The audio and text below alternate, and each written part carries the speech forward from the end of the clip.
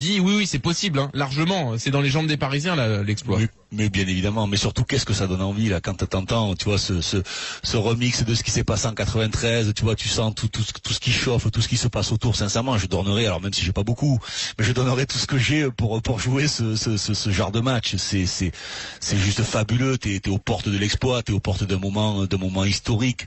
Voilà, il y a ça frétille de partout, dans tous les joueurs bien évidemment, dans le vestiaire, au centre d'entraînement, mais le personnel, les supporters. Voilà, il y a une excitation qui se dégage, c'est fantastique. Et bien évidemment que les Parisiens peuvent le faire. Il faudra se poser aucune question. Il va falloir se jouer le match comme si c'était le dernier.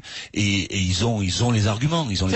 Avant d'aller justement sur les arguments sportifs, Francky, ce que dit Dugas, tu le ressens aussi. L'approche des grands matchs, les heures avant, ça donne envie d'y être. C'est ces matchs-là qui vous font rêver. Ouais, franchement, c'est des moments qui font peur en même temps parce que tu as envie de pas louper l'exploit, tu as envie de le réussir. Donc t'as pas envie de passer à côté. C'est vrai, Francky, t'as raison. Il y a toujours ces points d'interrogation, comment vont être mes coéquipiers, comment le match va se passer, les adversaires vont être en forme ou pas. C'est vrai que ça frétille, ça titille, et t'as envie d'y être et de vivre ces grands moments parce que il y a que le sport pour t'amener des moments comme ça parce qu'il y a l'incertitude, il y a le combat, il y a l'adversité et il y a vraiment des moments très spéciaux dans la vie d'un footballeur ou d'un athlète et ce match en fait partie. Même moi, j'ai dit à ma femme qui voulait me dire demain soir je travaille pas, elle me dit viens on va manger au restaurant, ça va être difficile. Là non, quand même. Et j'arrive pas à lui expliquer pourquoi. Ah bah normalement elle doit comprendre. Non, elle me dit je passe après ce match, elle me dit oui. Si elle t'aime elle va comprendre quand même, c'est PSG Real. Il faut que je lui explique parce qu'elle comprend rien au foot. PSG Real, ça ne lui dit rien. Non mais elle comprenne rien au foot, mais elle peut te comprendre toi. Ah oui, non mais elle comprend. Si je lui explique, écoute, c'est important pour moi. Alors je suis obligé de dire parce que je travaille pour RMC. Oui, du gars. Sinon, non mais puis elle ira voir son amant. Francky, le nombre de matchs que t'as pas joué, où t'as été voir ta maîtresse, toi ça pose aucun problème. Ouais, mais le problème c'est qu'elle s'est barrée elle aussi. Attends, le nombre de fois où t'as dû lui dire chérie j'ai match et puis c'était pas vrai, c'était pour aller voir ta maîtresse. Je la connais l'histoire, hein. Ouais, bon, mais ça c'était avec mon ex-femme. Ah d'accord. Quel salaud. T'as raison.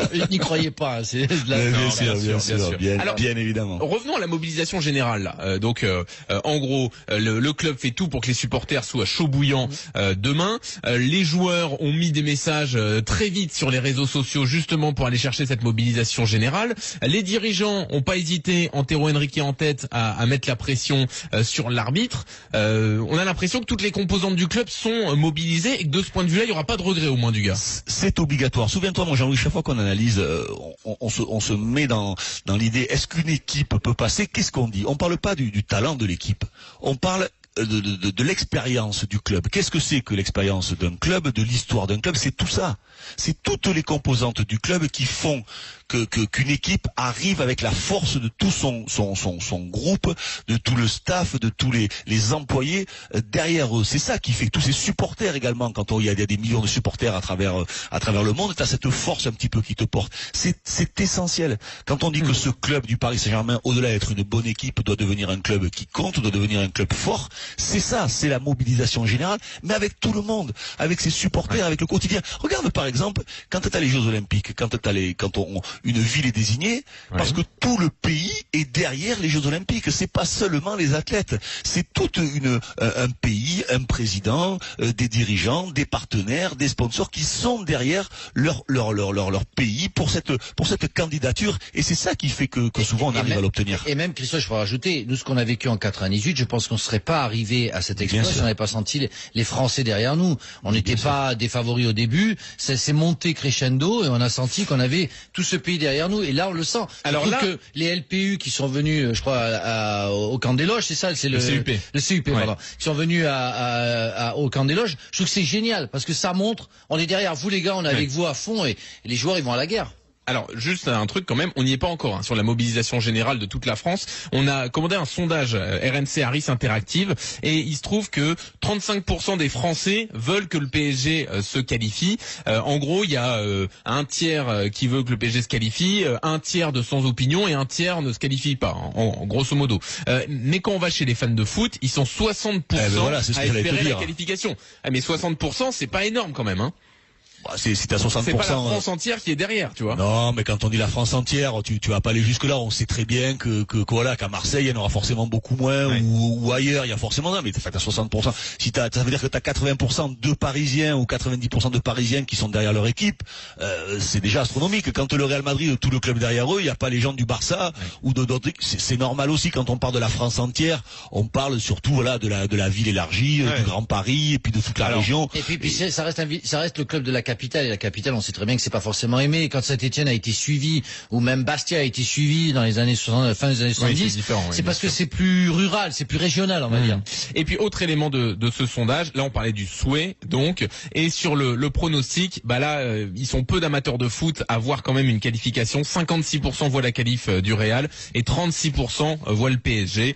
Donc ça correspond plus ou moins au stade historique. Non mais il y a eu le match aller, le résultat du match aller, donc beaucoup des gens qui n'ont pas vu le match voilà, se disent 3-1, on revient pas face au Real Madrid, il y a l'absence de Neymar. Alors justement, donc voilà, on peut aller au-delà de ça pour se projeter sur une éventuelle qualification. Dugas, tu as dit tout à l'heure, dans ce genre de match, il faut avoir l'expérience aussi des grands rendez-vous. Autre élément, c'est peut-être anecdotique, mais le PSG a envoyé Daniel Alves en conférence de presse, celui qui en a le plus joué dans l'effectif des matchs de la sorte, et il s'est exprimé avec un discours mobilisateur, un discours plein d'ambition, notamment lorsqu'on l'a interrogé sur l'absence de son ami, le Brésilien Neymar. Alors on a toujours deux options, s'asseoir et pleurer, ou alors se lever et faire ce qu'on a à faire. C'est sûr que avec Neymar, le PSG est beaucoup plus fort, et sans Ney, il est encore fort parce qu'il y a d'autres joueurs. C'est sûr que c'est impossible de ne pas ressentir l'absence d'un tel joueur. Mais j'insiste, soit on s'assied et on pleure, soit on tient bon et on se bat. Et moi, bien sûr, j'opte toujours pour la deuxième option. Bon, moi je parle avec lui pratiquement tous les jours. On a convenu qu'on se verrait plus en avant dans cette compétition. Pour l'instant, quand on pacte quelque chose, ça marche. J'espère que ce sera aussi le cas demain et qu'on pourra se retrouver dans cette compétition. Voilà, le pacte entre Alves et Neymar, et Alves qui envoie ce message de bon bah voilà, on se lève et on reste debout et on se bat. C'est normal du gars, j'imagine, comme discours, mais bon, c'est important de l'entendre aussi. Non, bah, bien sûr, en 98, quand on perd Zizou au deuxième match, on est tous effondrés, mais t'as une force, personne n'est irremplaçable, c'est assez terrible de dire ça, mais personne est tant mieux, terrible et tant mieux à la fois. Personne n'est irremplaçable. Ou alors, il faut faire un effectif de 13 ou 14 joueurs, et faire jouer toujours les mêmes. Mais en plus, c'est vrai, c'est pas des mots. Alors, Neymar est un joueur à part qui peut décanter toutes les situations possibles et imaginables, c'est un extraterrestre, mais d'autres forces vont se mettre en marche, une solidarité différente voilà, ça va souder encore plus les joueurs. Peut-être que la motivation que t'as avant les matchs, le discours que t'as dans le vestiaire va être encore plus fort. Il va y avoir encore plus de proximité entre les joueurs. Il va y avoir encore le petit effort, les petits 5 ou 10% que chacun vont faire en plus pour suppléer l'absence de Neymar. Tout ça, ça va compter. Il va se passer d'autres choses, c'est sûr et certain. Tout le monde est important, mais personne n'est irremplaçable. Et rappelle-toi la finale du championnat d'Europe avec l'équipe de France contre le Portugal. Beaucoup de gens ont ressenti au moment où Ronaldo sort, ça y est, c'est là où ils vont nous battre, les Portugais. Et c'est arrivé. C'est arrivé parce qu'il se passe des choses. Il y a une révolution interne qui se fait, et il y a un remaniement d'effectifs et un remaniement tactique certainement, mais aussi cérébral, qui fait que les gens se sentent plus soudés. Ouais, bien sûr. Et quelquefois, t'arrives à des miracles. Et c'est pas un miracle, hein. Gagner 2-0, ce sera pas un miracle. Hein. 32-16, on vous attend pour débattre avec nous dans Team Dugas sur RMC. 18h16. La mobilisation générale est-elle indispensable pour se qualifier? Quelques messages sur le hashtag RMC Live sur Twitter.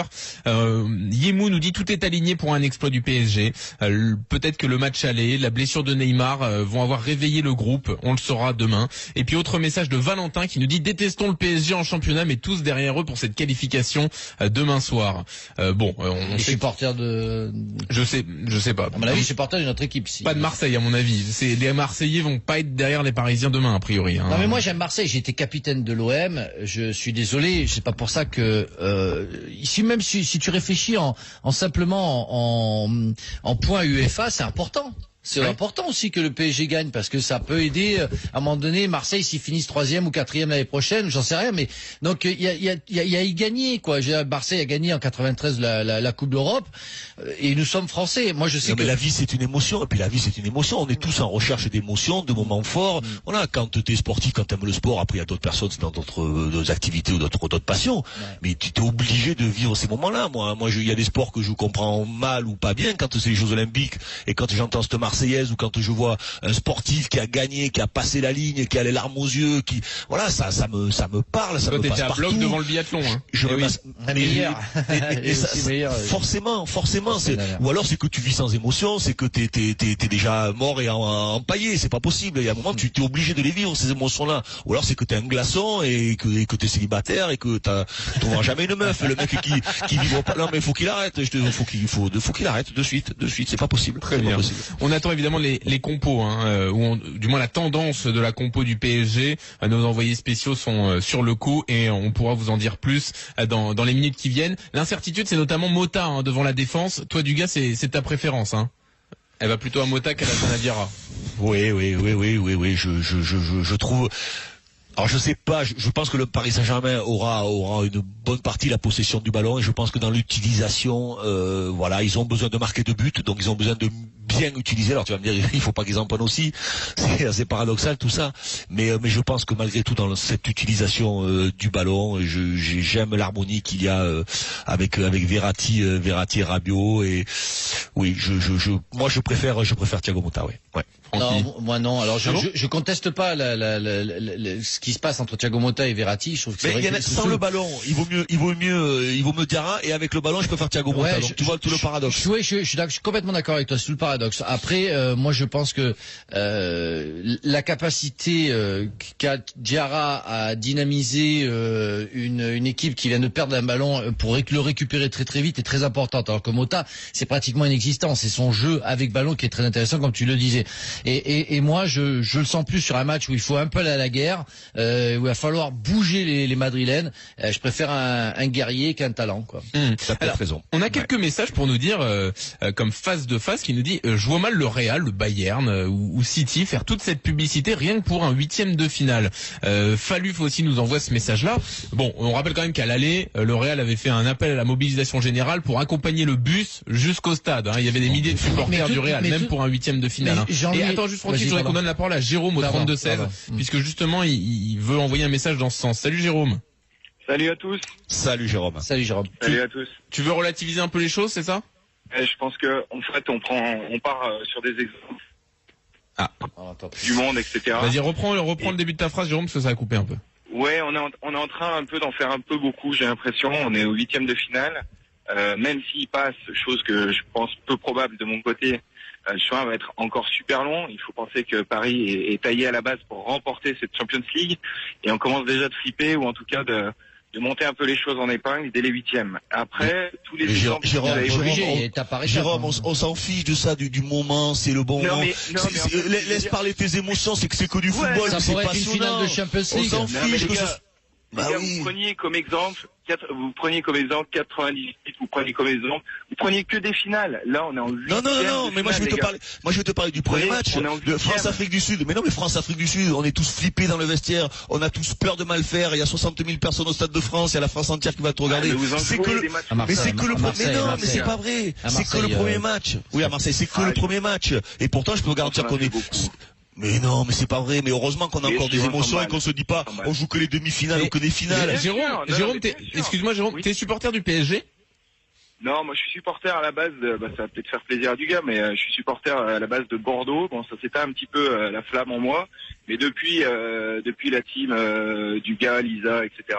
Là, ils m'ont fait vibrer. Là j'ai vibré. Et à l'époque, on n'avait pas monté le match tout en épingle, etc. C'est vous qui avez fait le taf. C'est les joueurs qui nous font vibrer. C'est pas le staff, c'est pas machin, c'est pas. Il faut comprendre aussi, que l'histoire du PSG, elle est neuve dans la nouvelle fonction. C'est pour ça qu'il est monté comme ça. Et ça a été le cas en 93, pareil, quand ils ont joué le Real Madrid. Et je pense que ça a été pareil sur Saint-Etienne dans les années 70 ou Marseille. Mais c'est juste normal. Ça pourrait être une finale de Champions League, PSG Real. Oui, justement. Vas-y. Je suis d'accord, sauf qu'on est en 8e, les gars. Et aujourd'hui, moi, c'est les résultats qui comptent. C'est-à-dire que Paris, Aujourd'hui, je suis désolé, la ferveur, elle monte par les résultats. Et aujourd'hui, les résultats... Mais t'as besoin de résultats pour monter. Mais quoi qu'il se passe, s'ils se qualifient, on dira demain, pour l'instant, ils n'ont rien fait si ce n'est un exploit. Effectivement, tu as raison, ils n'auront rien gagné. Mais cet exploit, tu vas quand même le dire, ils vont battre peut-être, ils vont peut-être éliminer le double tenant du titre. C'est ça qui fait que l'affiche est belle. Moi, je suis avec vous sur le fait de dire, effectivement, demain, moi, je suis pour Paris. Je suis pas fan de Paris, mais force est de constater que c'est une des meilleures équipes de France. Et moi, demain, si t'aimes le foot, la représentation de la France. Et j'aime le foot en général. Donc, voilà. Oui, je suis avec eux. Mais je trouve qu'on en fait un peu trop à ce stade des huitièmes de finale, en fait. Mais Jérôme, je pense qu'il y a aussi un phénomène tout simple.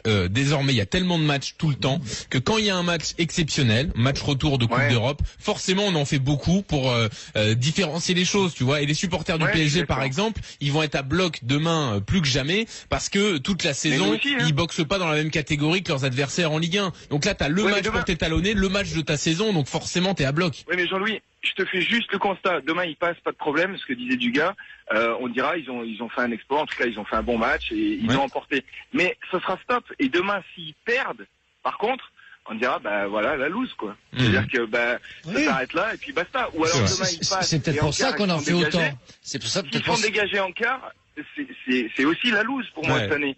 Jérôme, écoute, ça, en fait. merci en tout cas d'être venu au 32-16. Non, mais c'est pas bref, c'est une analyse très juste aussi. Jérôme, t'as le droit de penser ça. Je pense que il faut prendre le problème dans l'autre sens, c'est que c'est vrai que c'est important parce que si le PSG perd, alors que tu viens de prendre Neymar, tu viens d'acheter Mbappé, que t'as fait les deux plus gros transferts mondiaux, tu vas en tirer des conclusions. C'est sûr. Et donc ça va avoir des conséquences. Je pense qu'Emery va sauter. Autre exemple donné par Yacine sur le hashtag RMC Live. Le Barça l'an dernier, c'était un 8e de finale et ils ont fait un truc de fou pendant 3 semaines en parlant de la remontada. Donc effectivement, c'est partout pareil. Et tu te souviendras pas que c'était un quart de finale. Tu te souviendras du match. Tu te souviendras de ce qui s'est passé. Surtout que c'est un 8e. Un 8e surtout. Dans une seconde.